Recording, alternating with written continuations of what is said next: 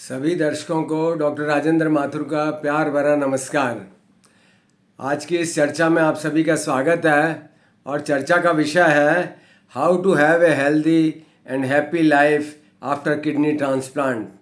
Kidney transplant के बाद हम सुखी और स्वस्थ कैसे रहें और किडनी ट्रांसप्लांट की लाइफ को कैसे प्रोलॉन्ग करें ताकि आप हेल्दी रहें। तो देखिए, किडनी ट्रांसप्लांट आपका हो चुका है, वो सीकेडी पेशेंट्स के लिए, क्रॉनिक किडनी डिजीज़ के लिए पेशेंट्स के लिए एक वरदान है। आपको एक नया जीवन मिला है, वो गिफ्ट ऑफ लाइफ है जिसने भी आपको किडनी दिया है। अब आप एक सामान्य जीवन व्यतीत कर सकते हैं, मैरिड लाइफ हैप्पीली लीड कर सकते हैं, पेरेंट्स बन सकते हैं। तो अब किडनी ग्राफ्ट को कैसे ज़्यादा से ज़्यादा संभाल कर रखना है, क्या सावधानियां बरतनी हैं। तो सबसे पहला तो ये सवाल आता है कि आपको जो एंटी रिजेक्शन मेडिसिन्स दी गई हैं, जो इम्यूनोसप्रेसिव मेडिसिन्स कहलाती है, उनके बारे में आप जानें, क्योंकि नया किडनी बॉडी उसको रिजेक्ट करने की कोशिश करती है। कोई भी अंग एक व्यक्ति दूसरे व्यक्ति को देता है तो बॉडी उसको रिजेक्ट करने की कोशिश करती है। इस प्रोसेस को रोकने के लिए आपको इम्यूनोसप्रेसिव मेडिसिन्स दी जा रही हैं। तो इनका अगर लेवल बढ़ जाता है तो कुछ दवाइयाँ लेवल बढ़ने पे किडनी को नुकसान कर सकती हैं, और अगर इन दवाइयों का लेवल कम हो गया तो रिजेक्शन हो सकता है। तो इन दवाइयों का जो भी दवाई आपको डॉक्टर बताते हैं, जैसे टैक्रोलिमस का लेवल मेंटेन करना है, तो वो आप लेवल मेंटेन करें, डॉक्टर की नेफ्रोलॉजिस्ट की देख रेख में उसको मेंटेन करें। और इन दवाइयों के कुछ साइड इफ़ेक्ट्स भी होते हैं, जैसे टैक्रोलिमस से डायबिटीज़ हो सकता है। अगर आपको पहले से डायबिटीज़ है तो इस दवा से आपको शुगर बढ़ सकती है। साइक्लोस्पोरिन से आपके हेयर ग्रोथ ज़्यादा हो सकती है। तो इन सभी साइड इफ़ेक्ट्स का आपको ध्यान रखना है। और सबसे बड़ी बात यह है कि ये anti rejection medicine, immunosuppressive medicines लंबे समय तक चलती रहेंगी जब तक कि किडनी ट्रांसप्लांट काम कर रहा है।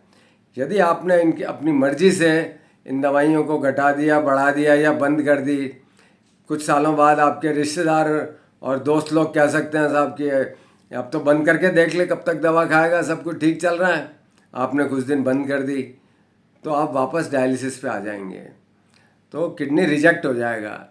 तो इसका मतलब ये है कि हमें दवाइयों को लंबे समय तक लेना है, अपनी मर्जी से घटाना बढ़ाना बंद नहीं करना है। और इन दवाइयों के चलते शरीर में इन्फेक्शन से लड़ने की ताकत भी कम हो जाती है।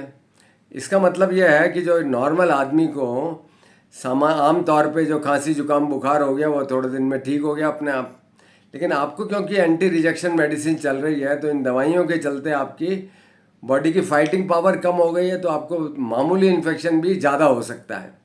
तो आपको इन्फेक्शन से बच के रहना है, धूल मिट्टी धुआं से बचना है, भीड़ भाड़ वाली जगह को अवॉइड करें या मास्क लगाएं, बाहर के बटाटा वड़ा गोलगप्पा ना खाएं जिससे कि आपको इन्फेक्शन हो सके, घर में बनी हुई चीज़ें साफ़ सुथरी खाएं, सफाई का बहुत ध्यान रखें।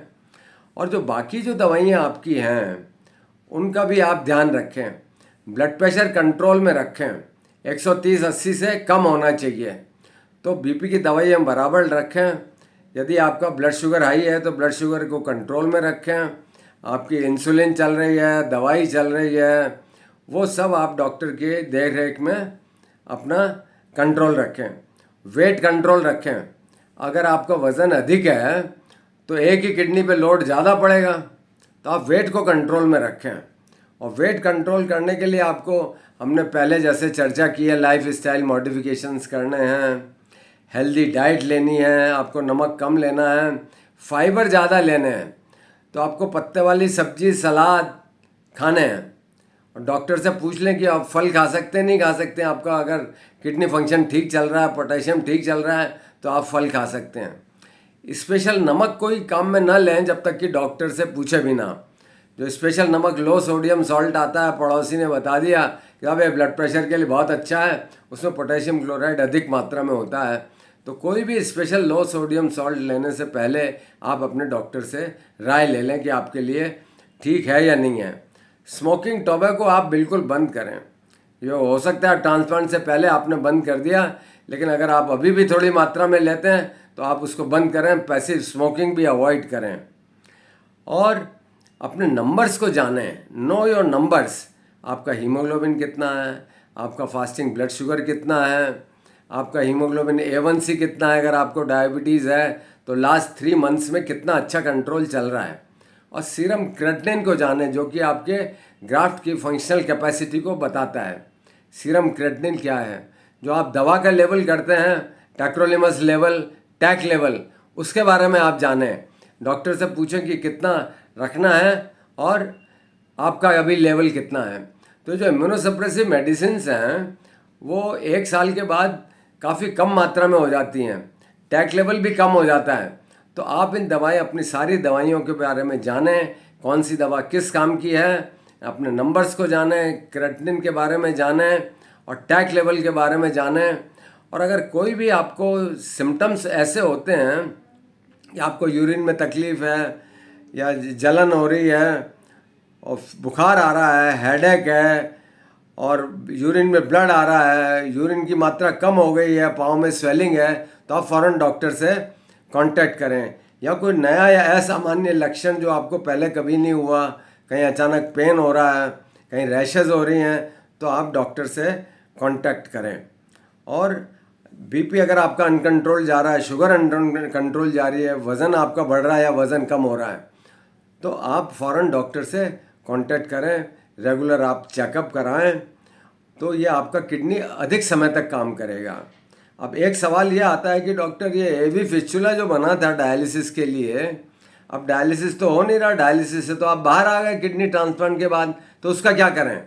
यदि एवी फिस्चुला आपको कोई तकलीफ़ नहीं दे रहा है तो उसको चलने दें, उसको बंद ना कराएं, क्योंकि फ्यूचर में अगर आपका किडनी फ्यूचर में अगर काम नहीं किया और वापस डायलिसिस पे आ गए तो ये फिस्चुला जो आपका चल रहा है वो आगे चल के काम में आ जाएगा, उसको बंद